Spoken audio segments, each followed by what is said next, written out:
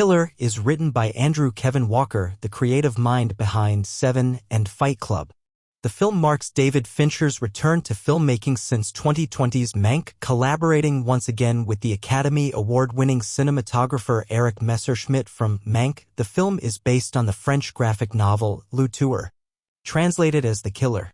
If you're anticipating a full-fledged action movie in the typical assassin genre, you might be in for a surprise. Instead, The Killer unfolds as the narrative of an assassin's professional life, tackling various challenges akin to any other occupation. The protagonist is dedicated to his job, striving for flawless execution each time. He holds his own justifications for the morally questionable nature of his work, meticulously attending to minute details during each assignment. From the beginning of history, the few have always exploited the many. This is the cornerstone of civilization. Whatever it takes, make sure you're one of the few, not one of the many.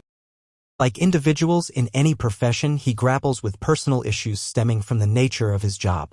The straightforward plot kicks off in Paris with an unnamed assassin, portrayed by Michael Fassbender, executing what is described as an Annie Oakley job.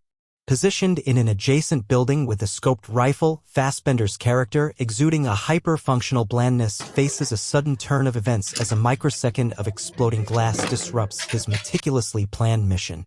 The story propels the shooter onto the streets, navigating through traffic and boarding international flights, all in pursuit of unraveling an already grisly piece of business. Fassbender's character, with his banal voiceover mantras, paints a picture of a person on the brink of executing a seemingly simple task perfectly, only to be thrust into a whirlwind of complications. The Killer unfolds the story of a ruthless assassin experiencing a psychological crisis in a world devoid of moral guidance.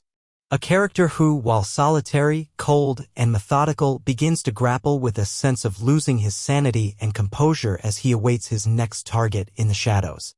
Michael Fassbender takes on the role of the killer, providing narration for a significant portion of the film. Although this narrative choice initially flirts with becoming bothersome, it ultimately becomes a key element in the movie, offering just enough narrative momentum to engage the audience during the film's slower moments. However, despite having a serviceable plot vehicle, the film's actual substance comes off as uninspiring.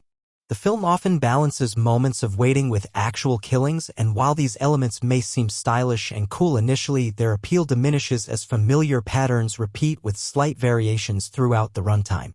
In essence, The Killer revolves around a man who proves to be inept at his job, and the duration for which this premise captivates you directly influences your overall enjoyment of the film. Following the spy movie template, none of the targets conveniently live nearby, necessitating a significant amount of globe-trotting before our protagonist can check off his to-kill list. As we observe him infiltrating supposedly secure locations, preparing for his assignments in various storage units, or efficiently dispatching his victims, the killer remains an enigma. Occasionally, we catch glimpses of his humanity through the various aliases he adopts. However, the predominant portrayal is that of a man whose profession has consumed him, with the demands of the job literally crushing his soul. Yet, there are inconsistencies within the killer's personality that are troubling. While he is intent on wiping out everyone who may harm him, he lets one key player live while dispatching another who is inconsequential. This may be a trifle, but these acts define his moral code, which lacks coherence during key moments.